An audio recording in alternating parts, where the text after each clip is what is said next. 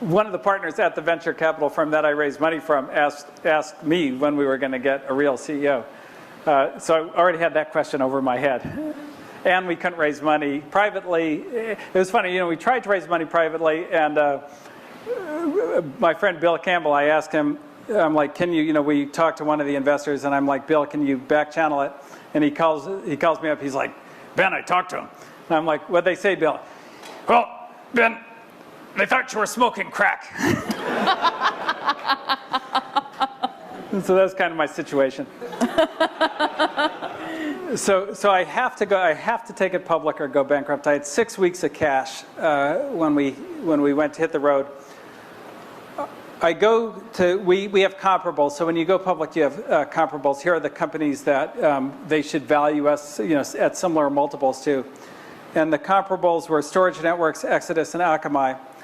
And from the time that we set the initial we went on the road to the time we priced, they lost half their value in 3 weeks. They lost half their value. The NASDAQ was down every day we were on the road. And this Business Week article comes out with a week before pricing that says, the IPO from hell. Then the night before we priced... And there was some debate about, they kind of broke the agreement. Yeah, and they broke it. So they were supposed to not publish it till after the IPO, and it was supposed to be a puff piece because we gave them access.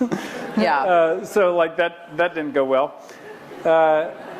And then the day before we priced, Yahoo fired Tim Kugel.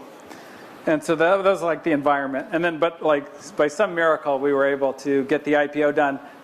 The initial price was $10. 3 weeks later, we priced it at $6. And that was like going public for me. It was just awesome, The IPO, yay!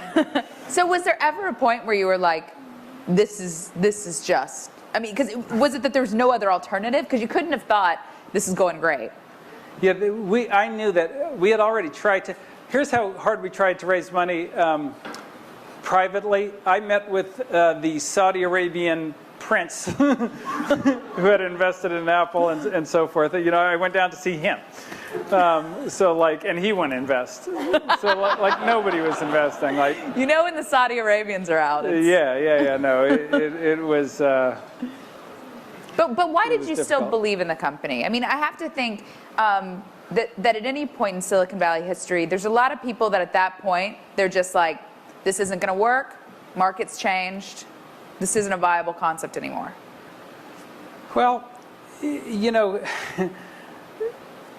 I don't know how much belief I had, but I knew that I had kind of gotten everybody into the boat with me. So it wasn't so much that I didn't want to quit.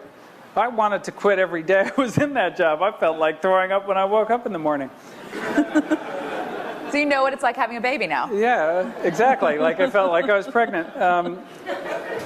But, I'd hired every employee, and they all trusted me. I'd raised all the money. I talked every investor into putting their money in. I had given stock to, my friends and relatives, and they were all excited about the prospects for the company. When it went public, a lot of my friends from high school, bought the stock because I was running the company. And so I felt like I could die, but I couldn't quit. And one of the horrible things about being founder CEO is it's the one job you really can't quit. Or if you do quit, you're a punk. So, I didn't want to be a punk. So I just kept, pedaling.